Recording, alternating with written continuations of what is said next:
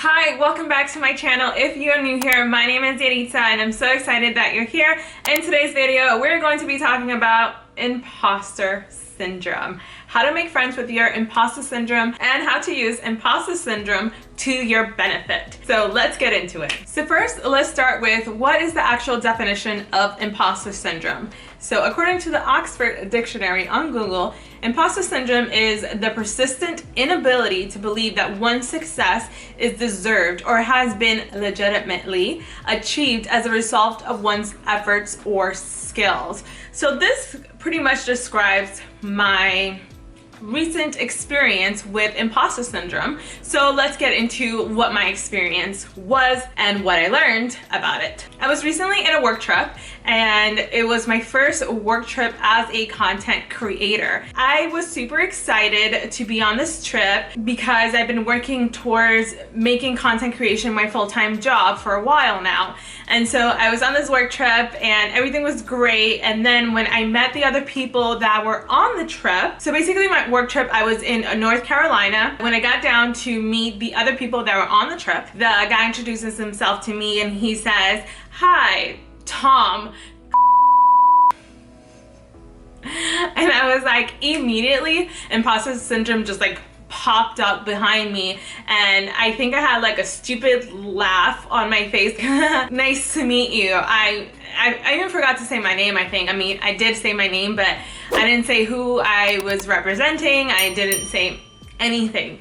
And then the other woman that was on the trip, who also has over 20 years of experience, has worked at the Washington Post, LA Times, USA Today, and the other guy also had over 20 years of experience. And I just felt like myself getting smaller and smaller. My imposter syndrome was like, what are you doing here? Why do you think that you can do this? How dare you? Like what? Like I just kept saying in my brain, like, what? How am I in the company of these professionals? And like, how did I get here? Why am I here? Why did I qualify to be here? I'm not qualified to be here. And so that was my imposter syndrome like popping up, and I had all those thoughts. And then quite quickly, as we got on with this trip, I realized why I was meant to be on that trip. So I realized, well, with all their work experience, they were there to write an article for a particular publication, and I was there on the trip as the content creator, right? So what does that mean for me? On top of writing an article, I had to deliver video content, like short form video content that can be used for TikTok and Reels, right? And so the other people on the trip were not going to do that, and I was going to do that because that's what was required of me.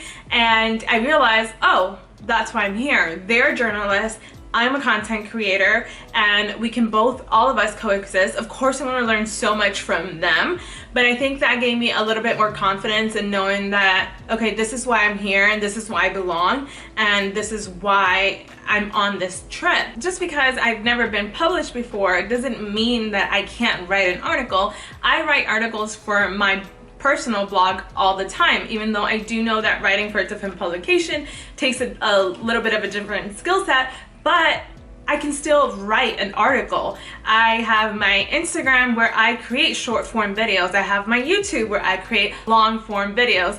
And I have my photography portfolio. So I am a content creator. Just because I don't have the experience doesn't mean that I don't have the skill set required to complete the job. And that's like the moment that I realized I do have the skill set to be here and to deliver what I need to deliver to my boss. And I feel like that can apply to any industry. Just because you don't have experience doesn't mean that you can't complete the job. What I also came to realize is that imposter syndrome is not necessarily bad. If you can get rid of the anxiety that comes with imposter syndrome, you can really just outperform and shine. I feel like it gave me the need that I have something to prove. I am going to over deliver because I want to make my boss excited about the content that I created, and that they're gonna want to work with me again and hire me again because I was able to create the content that they wanted and that they loved, and that I was able to perform well, basically. That's what it comes down to. Also, I don't know if it's because I'm reading this book by Elizabeth Gilbert, Big Magic. I'll link it in the description below if you're interested in getting this book. It's so good. It's by the author of Eat, Pray, Love, and she's basically just talking about her creativity. There's a particular section in here where she talks to her fear. She literally has a conversation with fear, and she basically says that, "Hi fear, thank you for showing up for this work trip. You're gonna have a back seat. Me and creativity are the only ones who are going to be making decisions on this trip. So enjoy and hang back there," basically. She basically says she knows that fear is always going to be present, but it doesn't mean that fear needs to take the wheels and make decisions when you're working on your creativity, for example. And so the way that I looked at that, I said, you know, imposter syndrome is here. So I said hi to it. I said, "Hi, thank you for showing up to this party that you're not invited to, but you're welcome to sit back and watch me prove to you why I deserve to be here." It really did the trick, because coming into the realization that I deserve to be here because of my skill set, and that I deserve to be here, imposter syndrome was like back there, and I think it got bored and left. Also, what I realized through this experience is that sometimes imposter syndrome is not necessarily your own voice, but it's someone else's voice, or could be a overcritical parent, partner, brother, cousin, whoever, and that can be the voice in your head of if they've ever treated you like you don't belong, like you're not worthy, like you don't know what you're doing, like you're not capable of performing, then all that can be in the back of your head and can also feed your imposter syndrome.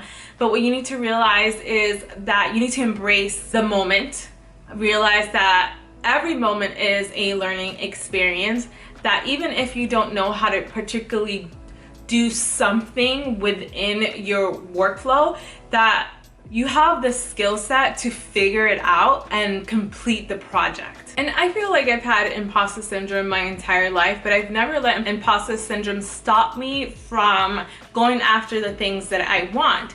If I would have let imposter syndrome stop me, I would have never experienced the things that I have been able to experience. I would have never moved out to LA. I would have never met my husband. I would have never met the friends that I have here in 3,000 miles away from my family, if I would have listened to that voice in my head that said, "You're not good enough." And not only the voice in my head, I also had people say to me in person that I am not good enough, that I lack this, and that.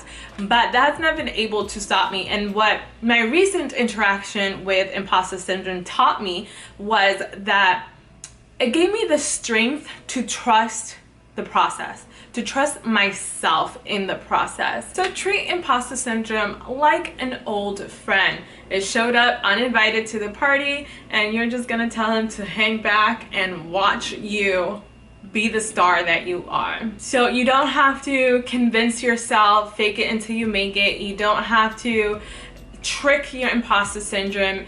You literally have to acknowledge it, that it's there, and that it's okay for it to be there and for it to show up, but you're going to show out. And that's basically the message that I want to leave you guys with today. Make sure that you subscribe to my channel if you enjoyed this video. Give it a thumbs up, and I'll see you guys in another video. Bye.